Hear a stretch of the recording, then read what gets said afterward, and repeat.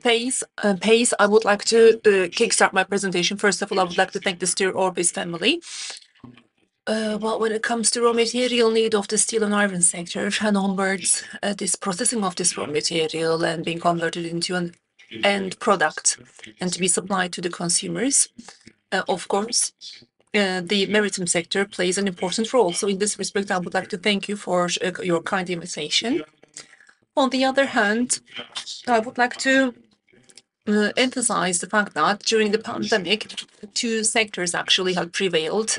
Of course, the first one was the health sector, which is indispensable for all of us, and the second one was the maritime sector. They were working around the clock without any interruption, which I do believe that has to be emphasized, because when it comes to global trade, 85% of it is being carried out via the maritime sector. So first of all, I would like to make a comparison between 2022 to 23 as to why there has been a surge in prices. What were the factors impacting that? Onwards, I would like to talk about the forecast concerning the freight sector. All in all, of course, I also would like to touch upon a part association.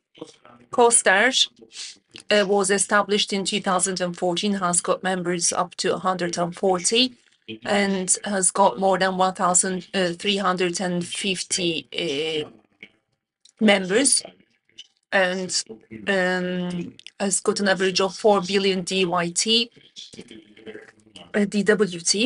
and is a major association both in the world and in our country, of course. And the leading ship owners actually belong to KOSDER. So what is KOSDER doing? As you see, I mean, vessels, first of all, vessels in general, I mean, based on the year's volume, actually, they are classified and named accordingly. KOSDER is between 1,000 to 15,000 tons. Henry size is 15,000 to 30,000, and Handymax, Supramax, and capsize.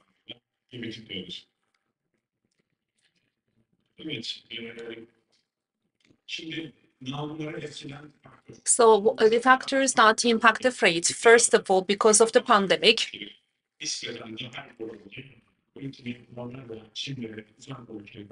actually, because of the lockdown, first of all, the lockdown took place in the Far East countries and China, which was followed by the United States, Latin America, Europe, but China's comeback was faster. And as this was the case, they started the production and then they accelerated their exports. And with the surge of the demand, the supply and demand imbalanced, and a unilateral actually trade emerged, which turned into unilateral transportation from Far East to Europe and the United States, the Mediterranean and Africa region. And on the other hand, of course, there was postponed demand across the entire sectors because of the lockdown during the pandemic. We had to come back there. And also the ship owners actually decreased their trip numbers and their opportunities. Well, because of the pandemic, actually, there were entrance controls for up to 48 to 72 hours. They were not lit in the harbors. The staff, the vessel staff actually was guaranteed before while their health checks. And so ship owners decided to go to countries in order to overcome these health evaluations and quarantine. So between 2020 to 2023, this increased the freight.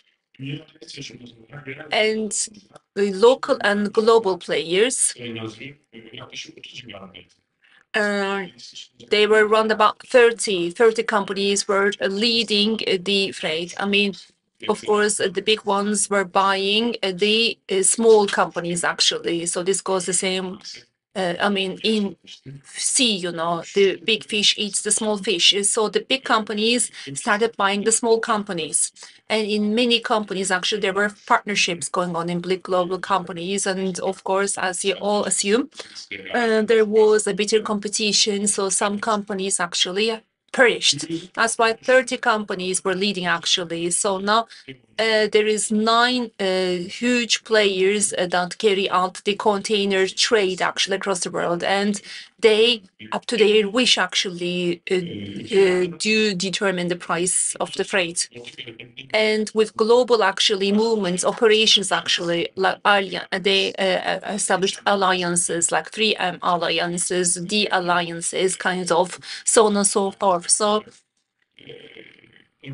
they started doing trips together, and even they were not operating their own vessel, but they were operating the vessel of an X company and carrying out transportation accordingly. So of course, this resulted in freight being monopolized, actually, the freight control. And in 2022, the Trade Department of the States made complaints concerning the vessel companies depending on antitrust and global regulations and global competition regulations, but unfortunately they did not materialize. So these global players actually are the ones who plot the global game. So of course, this structure do surge the container prices, like for is to Mediterraneans of 40 feet, for instance, from 1,500, it shot up to 15,000. It's around about 2,000 now. So because of the lockdowns, the workforce in the harbors also were impacted. There is this workforce on the harbors, as you all know, for discharge evacuation. So this all was hampered. And this actually resulted in vessels losing a lot of time in harbors, and the disruption of the trips. Of course, customs processes also were prolonged, which further hiccuped the whole process. Container harbors and the inland transportation of the goods took a longer period of time because the containers discharged on the harbor after they are actually they reach the end consignees actually. These containers had to be discharged there and then come back empty. Of course, this time was prolonged, which actually resulted in countries demanding containers more, empty containers. And some ship owners, what they did was that in 2021 and 22, if you remember, in many big harbors of the United States, 25 to 30 huge container vessels, handy-sized Panamax kind of vessels, they were not able to carry out their operations. These piling up of the containers, empty containers, resulted in those vessels actually queuing, and they had to go back to China and the Far East without actually being loaded again, because ship owners, instead of waiting for the empty containers, they just went empty balance back to Far Eastern China. They find it more appropriate and cost effective. So this hugely impacted the freight. Of course, the container manufacturing companies of China during the COVID-19 period were out of service. And the vessel construction also came to an end. So vessels that were under construction throughout 2019, 2021, that would sail is scheduled for 22, were not actually able to do so. And in the shipyards, as you all know, Far East shipyards, they are a major manufacturing of these vessels, but because of the shortcoming of their workforce, the construction period prolonged, and the vessels that they had to start sailing, unfortunately, could not do so. And just like Miss Anna had mentioned about the steel and iron sector, the grain exports of Russia, it's 120 million tons, and Ukraine is 70 to 75 million tons. And with the pandemic, the commodity prices soared. And during that time, Russia actually levied an extra tax on grain.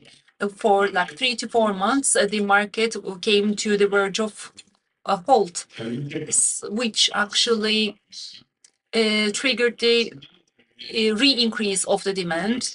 And on the 24th of February 22, as you all know, the conflict erupted. 85 vessels were made redundant there. Still, 12 Turkish vessels are still redundant there. So all these, I mean, when you top things up, sum things up, the vessels being stranded there also had a negative impact. By the way, except from the grain corridors, other vessels actually are making to Russia and Ukraine by taking great risks. So only the active harbors of Ukraine, officially active harbors like Odessa, Nizhny, and on the Danube River, Reni and Kilia harbors. And particularly when the grain corridor did not exist, the whole volume actually went through those two harbors on the Danube River. And in 22, if I'm not mistaken, 140 vessels with it, they had to wait for longer than a month in order to discharge the grain, or else like to be loaded with the grain. And the low water levels in Panama still actually impacts negatively the trade, which is an outcome of global warming, if I'm not mistaken. And also in Europe, the inland transportation was done via rivers actually, and of course that was also impacted by the global warming.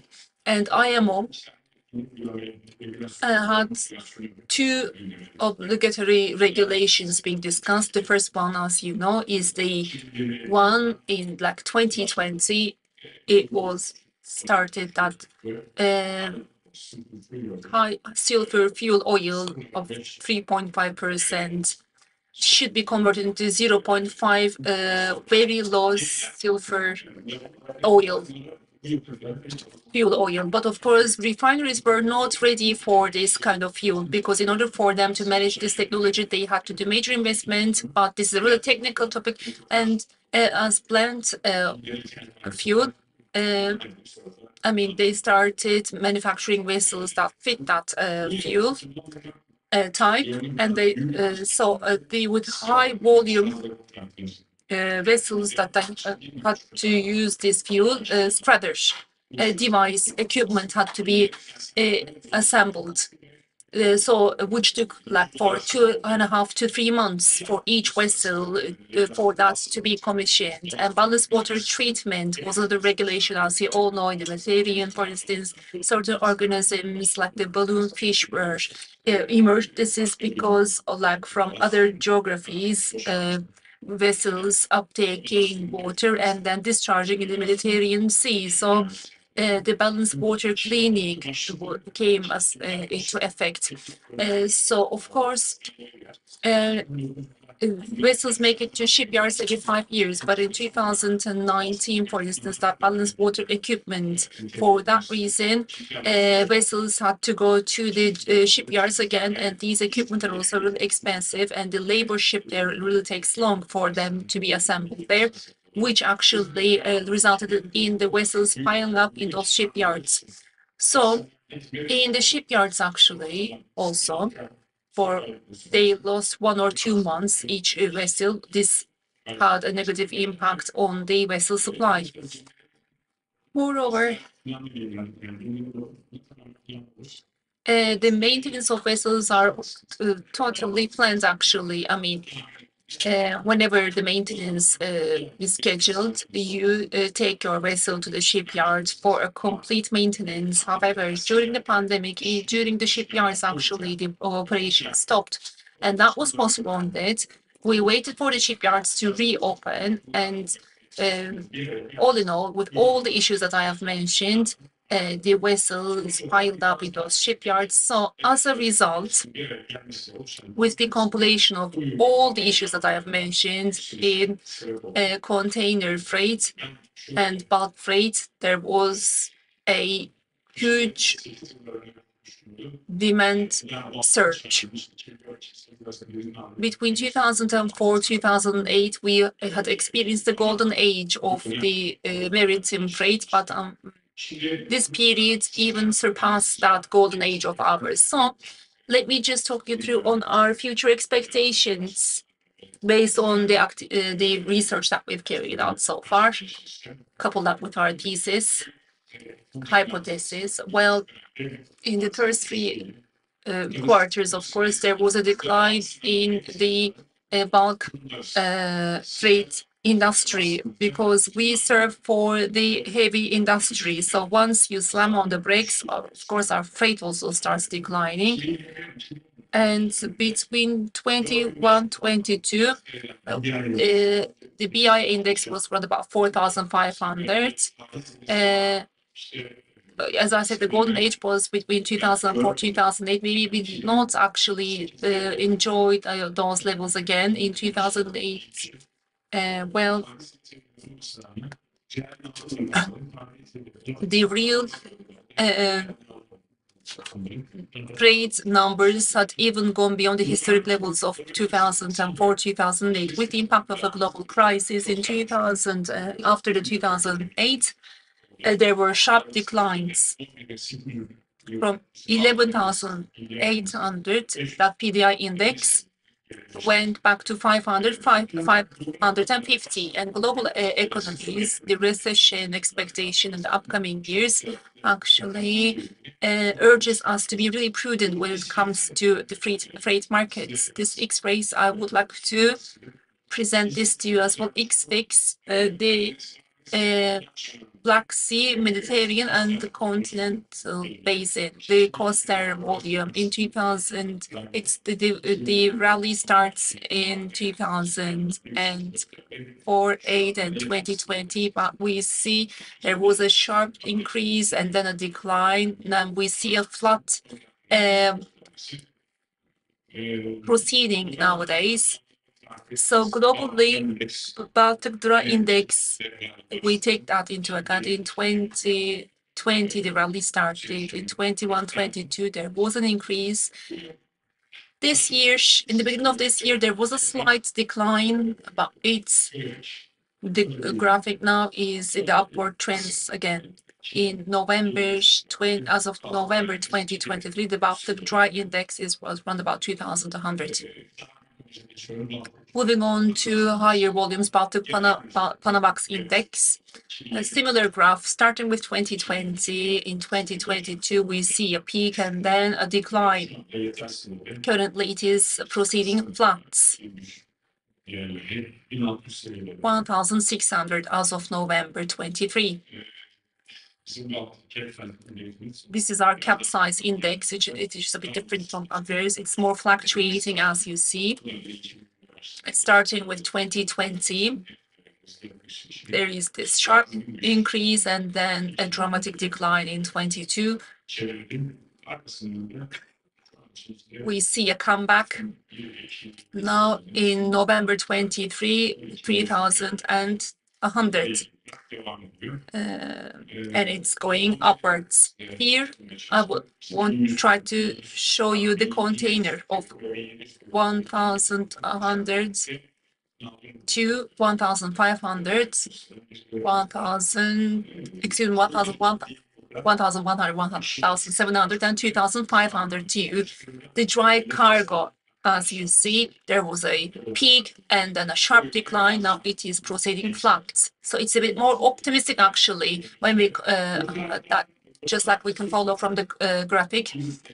Because of the global inflation, the commodity prices relatively increased, which also exacerbated the cost of the vessel construction from its sheet plate, metal plates to all bits actually. They've also increased with the cost there. It was 10 to 12 years, but the return on investment with the higher toners volumes, it's beyond 15 years. So that's why the return on investment is no longer appropriate. And the fuel type to be used in new vessels, which Barış also mentioned actually, hydrogen energy, I mean, you've got that matter.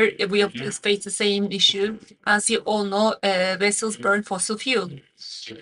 And it is combustion. I mean, it's a combustion system.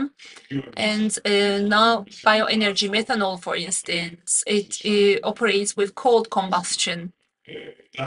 So the world has not decided yet on what has to use.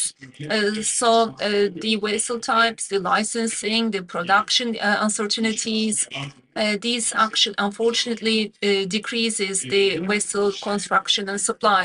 Dry cargo and container freight.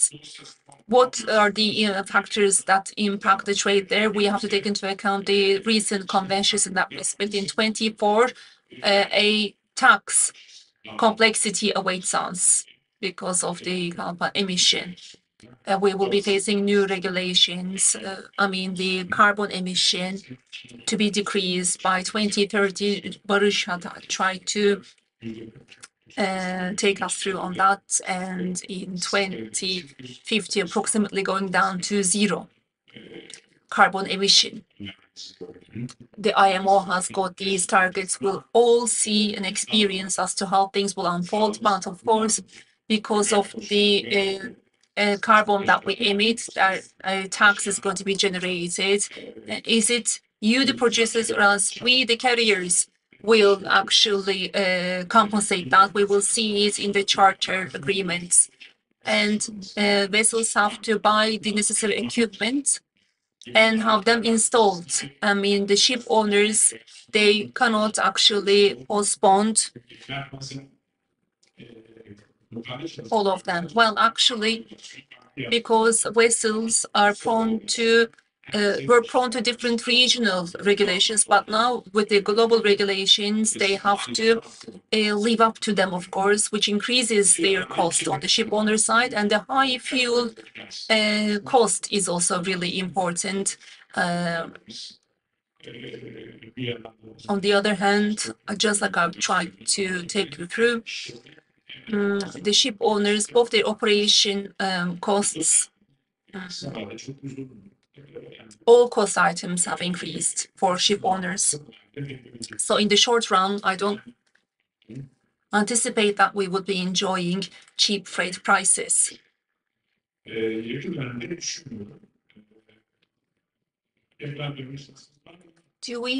Can we go back to my slides?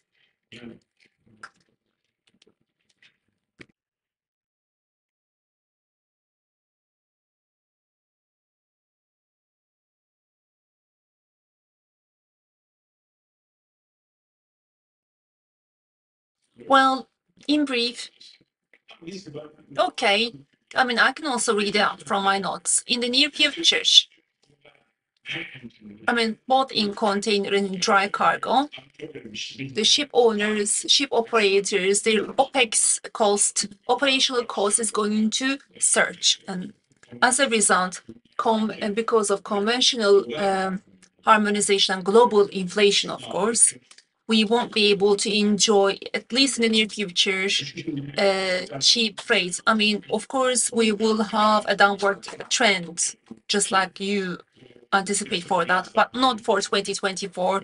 Most probably, ship owners will be postponing their investment with KOSDER and also with other types of vessels.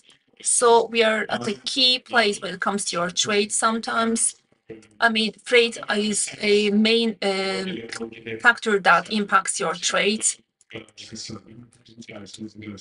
Of course, the simplification of your trade is also important for us, and we're trying to do our best in order to simplify and smooth things for you. Hopefully, we will all be enjoying appropriate an appropriate outlook. Any question for Mr. Hakan? Well, thank you so very much, Hakan.